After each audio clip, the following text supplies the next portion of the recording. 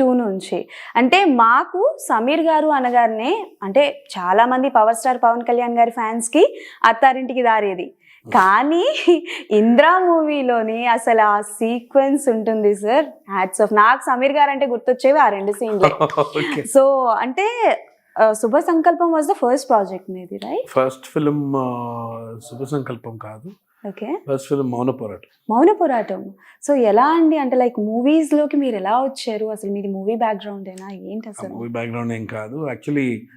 అంటే నేను స్కూలింగ్ చేసేటప్పుడు కాలేజ్లో అంతా కూడా కల్చరల్ యాక్టివిటీస్ ఎక్కువ పార్టిసిపేట్ చేశాను. Okay. So stage shows, stage place ఇవన్నీ బాగా అలవాటు చిన్నప్పటి నుంచి కూడా. ఓకే. సో నాకు పెద్దగా స్టేజ్ ఫియర్ అనేది చిన్నప్పటి నుంచి లేదు. సో అలాగే కెమెరా ఫియర్ కూడా పెద్దగా అనిపించలేదు నాకు స్టార్టింగ్లో. కాకపోతే బిగినింగే పెద్ద పెద్ద ఆర్టిస్టులతోటి కాంబినేషన్ అంటే శుభ సంకల్పం నేను కమల్ హాసన్ గారితో ఏకంగా స్టార్టింగ్ అంటే కొంచెం ఎవరికైనా ఇది ఉంటుంది, అంటే మన వల్ల షార్ట్ పాడవకూడదు, అప్పుడు ఏం తెలియదు కదా స్టార్టింగ్లో. సో అదంతా కొంచెం భయంగా ఉండేది. But then I could luckily pull it off. అంటే ఆ ప్రాజెక్ట్ లోకి ఎలా వెళ్ళారు మీరు? అంటే లైక్ త్రూ ఆడిషన్స్ ఆర్ ఎవరి? అది శుభ సంకల్పం ఎలా అంటే మేము ఒక సోషల్ అవేర్నెస్ కోసం, హెల్త్ అవేర్నెస్ కోసం సూది మందు అని ఒక నాటిక చేసాం. దట్ ఈస్ సూది మందు. అంటే పోలియోకి సంబంధించిన చిన్న చిన్న గ్రామాలన్నిటికీ వెళ్ళి అక్కడ స్ట్రీట్ ప్లే అది. అక్కడ పెద్ద డండోరా వేసి ఈరోజు సాయంత్రం ఇక్కడ ఒక నాటికి జరగబోతుంది, అందరూ రావాలి. ఆ గూడెంలో, అక్కడ అడవిల్లో, అక్కడ నక్సల్స్ ఉన్న ఏరియాల్లోకి అక్కడికి వెళ్ళి అక్కడ అంటే అక్కడ వాళ్ళకి అవేర్నెస్ ఉండదు కదా పెద్దగా, అక్కడ టెలివిజన్స్ ఉండవు ఇవి. సో వెళ్ళి మేము అక్కడికి ఇలా మీరు ఈ పోలియో డ్రాప్స్ వేయించుకోవాలి పిల్లలు పుట్టిన తర్వాత ఈ మంత్ ఇంత గ్యాప్లో ఇది. సో అవేర్నెస్ కోసం అని వాళ్ళకి తెలిసేటట్టు ఎలా చెప్పాలి, ఎంత అడ్వర్టైజ్ చేసినా ఏం చేసినా వాళ్ళకి రాదు. అలా ఒక నాటిక రూపంలో తయారు చేసి దాన్ని అక్కడ కూటికుప్పల సూర్యారావు గారు అని వైజాగ్లో ఆయన రాసిన నావల్ ఇది. సో మా మదర్ ఫ్రెండ్ సరస్వతీదేవి గారని ఆవిడ ఆధ్వర్యంలో జరిగిన ఇది. సో మేము ఒక బ్యాచ్ అక్కడికి మొత్తం మ్యూజిషియన్స్ అందరూ మ్యూజిక్ లైవ్ ఆర్కెస్ట్రా ఉండేది, మొత్తం ఒక సెటప్ తోటి వెళ్ళేవాళ్ళం. సో అది 101 ప్లేసెస్లో ప్లేస్ చేసాం, స్ట్రీట్ ప్లేస్ 101 ప్లేస్. చాలా కష్టాలు పడి అది మా పెద్దగా ప్రొడక్షన్ ఇది ఉండేది కాదు. ఎక్కడ పడితే అక్కడ వానల్లో వర్షంలో ఎక్కడైనా కూర్చొని అంటే ఎంత కష్టం ఉంటుందో వన్ ఆఫ్ జర్నలిజం స్టూడెంట్ నాకు కూడా తెలుసు.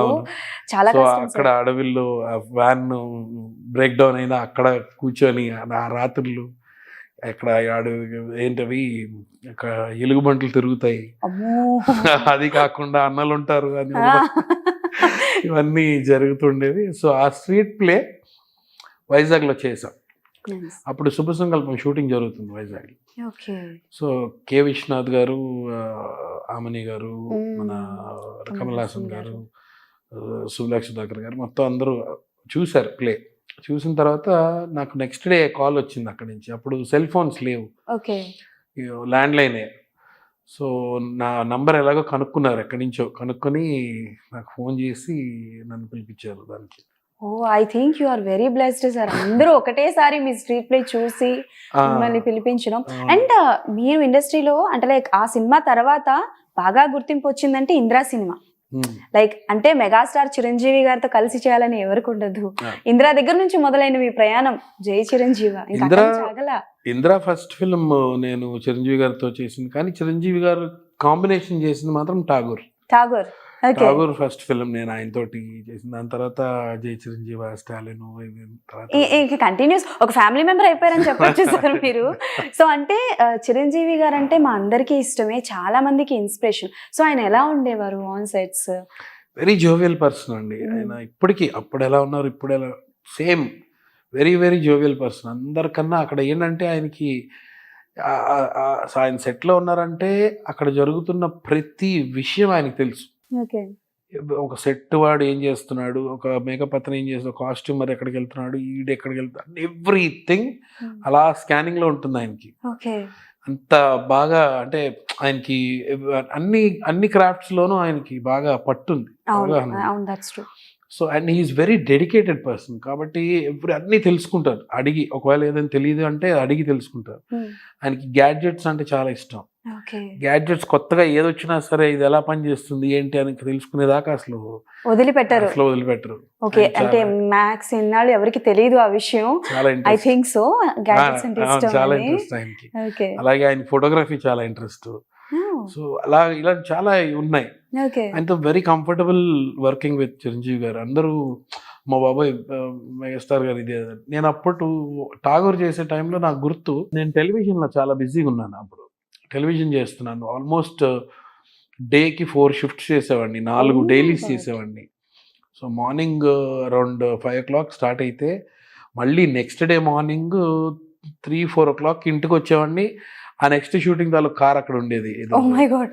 వెళ్ళడం, స్నానం చేయడం, మళ్ళీ ఆ సీరియల్ తాలూకు కాస్ట్యూమ్స్ పడేసుకోవడం, వెళ్ళిపోవడం. సో నేను మా ఇంట్లో వాళ్ళు అడిగి, నువ్వు ఎప్పుడు వస్తున్నావు, ఎప్పుడు స్నానం చేస్తున్నావు, ఎప్పుడు వెళ్ళిపోతున్నావు, మళ్ళీ ఎప్పుడు వస్తున్నావు, ఇలా అంటే ఒక రేంజ్ లో కష్టపడ్డాం అప్పుడు అప్పట్లో ఠాగూర్ బాగా. ఓకే. ఆ టైంలో ఏంటంటే టెలివిజన్ చిరంజీవి గారు చూడకపోయినా చిరంజీవి గారు నాకు చెప్పింది ఏంటంటే వాళ్ళ అమ్మగారికి చాలా పెద్ద ఫ్యాన్ అంటారు నాకు అని చెప్పారు. సూపర్. వాళ్ళ అమ్మగారు ఎక్కువ ఋతురాగాలు ఇవన్నీ బాగా ఎక్కువ చూసేవాళ్ళు అంట. సో నాతో చెప్పారు, నువ్వు నీ పెద్ద ఫ్యానే అమ్మ ఇది అది అని చెప్పారు.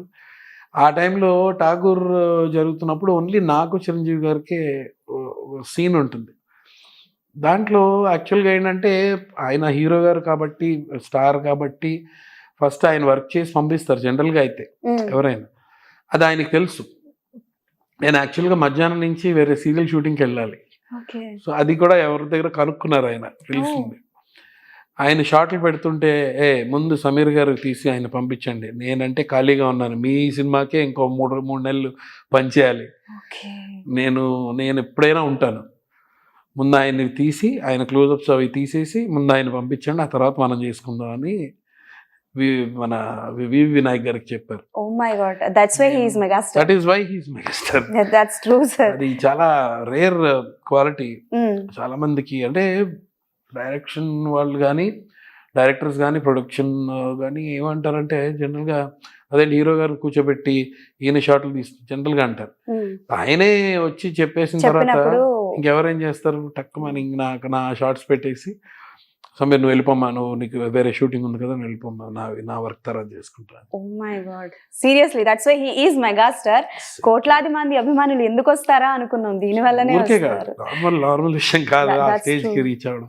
బికాస్ ఆయనకి కష్టం తెలుసు, ఆయన ఇలా వచ్చిన ఆయన కాదు, ఎవ్రీ స్టెప్ తెలుసు, ఎవ్రీ స్టెప్ దాన్ని స్టడీ చేసి చేసి చేసి ఇంత పెద్ద వృక్షం అయిందంటే.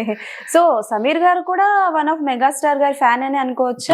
ఎస్, అబ్బో, నా ఇన్స్పిరేషన్ మరి నాకు తెలిసి ఎక్కువగా మీరు యాంటాగనిస్ట్ చేసినట్టున్నారు ఆయనతో కదా. మరి యాంటాగనిస్ట్ గా నించున్నప్పుడు ఒక ఫ్యాన్ బాయ్ గా లోపల ఉన్న సమీర్ గారు ఏమనేవారు? అంటే నాకు ఆ ఫీలింగ్ ఎప్పుడు కనిపించిందంటే, ఫస్ట్ ఫిల్మ్ ఇందిరా చేసినప్పుడు నేను ఆయన కాంబినేషన్ చేయకపోయినా కానీ, మాది ఫ్లాష్ బ్యాక్ ఎపిసోడ్ కదా, స్టార్టింగ్లో వస్తుంది. నేను అది ఎప్పుడంటే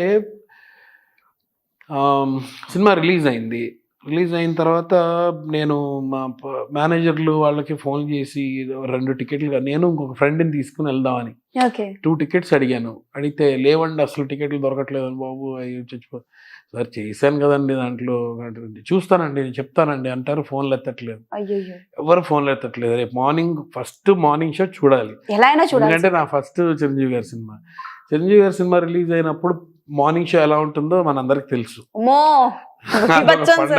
అది అన్నిటికన్నా పెద్ద పండగ చాలా. సో నేను నా చెప్పులు పారేసుకున్న రోజులు ఉన్నాయి, షర్ట్లు చింపేసుకున్న రోజులు ఉన్నాయి, గేట్లు ఎక్కి దూకిన రోజులు ఉన్నాయి, జనాల్లో పైన పాక్కుంటే వెళ్ళి చేయి పెట్టి టికెట్ తీసుకున్న రోజులు ఉన్నాయి. మరి ఎవరు అందరికీ ఉంటుంది కదా, ప్రతి మెగా అభిమానికి. సో అప్పుడంతా పండగ కదా, మొత్తం తోరణాలు కట్టి అరిటాకులు తోటి ఇది అది. అప్పుడేంటి సార్, ఇప్పుడు అలాగే జరిగింది మళ్ళీ. అది నాకు చాలా హ్యాపీ అనిపించింది. సో అవన్నీ నాకు కళ్ళలో చిరంజీవి గారి సినిమా అనగా నాకు అవన్నీ రివైండ్ అయిపోతున్నాయి. ఇప్పుడు నేనేంటి ఆయన సినిమాలో నేను ఇప్పుడు కనిపిస్తానా ఇక్కడ ఈ స్క్రీన్ మీద, నేను ఆయన సినిమాలో నేను what is this, I'm not able to believe. Full of excitement వీళ్ళు టికెట్ ఇవ్వట్లేదు. అయ్యో. సో నేను ఫస్ట్ షో చూడకపోతే ఇంక వేస్ట్ జీవితం, మనం చేసిన సినిమా కూడా. నేను అక్కడికి సంధ్య 70mm వెళ్ళిపోయాను క్రాస్ రోడ్స్కి. వెళ్ళిపోయి ఇంకా ఏదైతే అయిందని అక్కడ చూస్తే విపరీతమైన జనాలు, లోపలికి వెళ్ళడానికి లేదు అసలు. ఇంకా ఫస్ట్ షో కూడా అవ్వలేదు. అయితే ఎక్కడో మార్నింగ్ 4 o'clock షో ఏదో ఎక్కడో వేశారు, ఏదో థియేటర్లో. కొంతమంది ఎక్కడ ఫ్యాన్స్ చూసారు ఆ షో. అది చూసి నన్ను దాంట్లో చూసేసి మళ్ళీ వీళ్ళు ఫస్ట్ మార్నింగ్ షోకి వచ్చేసారు ఇక్కడికి. వాళ్ళు నన్ను చూసి గుర్తుపట్టేసి అన్నా సూపర్ చేసావు అన్న, సూపర్ అదే అని వాళ్ళు ఉక్కిరిబిక్కిరి చేసి. దాని తర్వాత మా వాళ్ళు కనిపించారు, మేనేజర్లు వాళ్ళు వీళ్ళు కనిపిస్తే నా టికెట్ అండి, నేను ఒక్కడే వచ్చాను, ఫ్రెండ్ని కూడా తీసుకున్నాను, అట్లీస్ట్ నన్నైనా పంపించాను అంటే టికెట్ నిజంగా లేదు సార్, మీరు వచ్చాను మాతో పాటు. టికెట్ లేదు, నించొని చూసా సినిమా ఇంద్ర. ఫస్ట్ మూవీ నించొని చూసా. That was a life time experience for you. నించొని చూసాను. అప్పుడు నా సీన్ అక్కడ వస్తుంటే స్క్రీన్ మీద ఈ జనాలు అసలు ఆగట్లే, క్లాప్స్, గోల. అంటే దాని తర్వాత ఇంట్రడక్షన్, హీరో గారు ఇంట్రడక్షన్ అదే, దాంతో గోల అసలు వినపడిస్తే కదా, ఒక డైలాగ్ వినపడినట్లేదు, కాగితాలు మొత్తం కవర్ అయిపోయింది, ఏం కనపడట్లేదు. అంత థ్రిల్లింగ్ గా చూసాం. అప్పుడు బంబంబోలి సాంగ్ నాకు గుర్తు. సాంగ్ అయిపోయిన వెంటనే రిపీట్, మళ్ళీ ఆపించేసి రిపీట్ చేయించి మళ్ళీ బంబంబోలి సాంగ్ వేయించారు. ఆపేది, లేకపోతే సీట్లు చిరిగిపోయేవి మొత్తం, ఆడుతూ అవుట్. ఓకే, నాకు తెలిసి ఇప్పుడు కూడా ఇంద్ర రీ రిలీజ్ చేస్తే అదే మ్యాజిక్ ఉంటది. అయ్యో, మళ్ళీ ఖుషీకి ఎలా అయితే అయిందో సేమ్ మళ్ళీ ఇంద్రాకి అలాగే ఉంటుంది. గరాణ మొగుడైనా అలాగే, గ్యాంగ్ లీడర్ అయినా అలాగే ఉంటుంది. చాలా వరకు వాల్టర్ వీడియో చూసారండి? చూసా. ఎలా అనిపించింది? అయ్యో, నాకు మళ్ళీ అంటే నేను చేయాల్సిన సినిమా యాక్చువల్గా అది ఒక చిన్న దీనిలో మిస్ అయింది. బాబీ నాకు మంచి close friend, director Bobby is very good close friend నాకు. రైటర్గా తనున్నప్పటి నుంచి బాగా పరిచయం. సో వాల్టర్ వీరే జరుగుతున్నప్పుడు నేను బాబీని కలిసిన తర్వాత అమ్మ సమీర్ గారు కరెక్ట్ టైంకి నన్ను కలిశారు. ఎలాగైనా సరే దీంట్లో ఉండాలి మీరు, ఇది అది అని అనుకున్నారు. బట్ అది ఎందుకో అలా అలా అలా అలా ఇదైపోయింది. అది I could not accommodate, I mean he could not accommodate me in the film. But no regrets, no problem. నాకు ఆయన చెప్పింది ఏంటంటే బాబీ గారు, ఏం లేదు సమీర్ గారు, చిరంజీవి గారు మనకి ఏదైతే ఇచ్చారో మనం ఆయనకి ఈ సినిమా ద్వారా తిరిగిస్తున్నాం అంతే, ఇంకేం కాదు. బికాజ్ ఆయన్ని మనం ఎలా అయితే చూసామో, ఆ రౌడీ అల్లుడు, ఆ లుంగి కట్టుకుని ఆ కర్చీఫ్తో, ఆ టైంలో ఎలా అయితే చూసామో, ఆ బీడి ఇటు నుంచి ఇటు మూమెంట్ కానీ అవి కొన్ని సిగ్నేచర్ ఓన్లీ చిరంజీవి గారికే, ఆయనకు మాత్రమే అంకితం, ఆయనకు మాత్రమే.